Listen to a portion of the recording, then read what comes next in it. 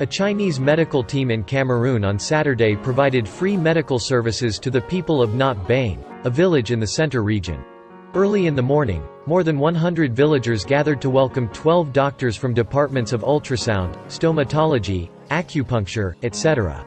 The Chinese medical team was based in Mbalmayo, a town located about 40 kilometers on the outskirts of Yaoundé. This is my first time to participate in the health campaign.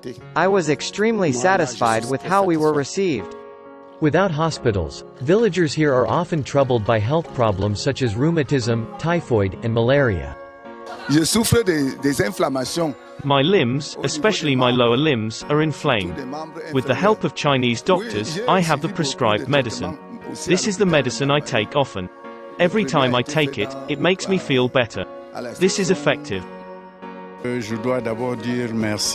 First of all, I would like to thank our Chinese friends of the Chinese medical team, who organize this visit every year to provide free treatment for patients on non-working days.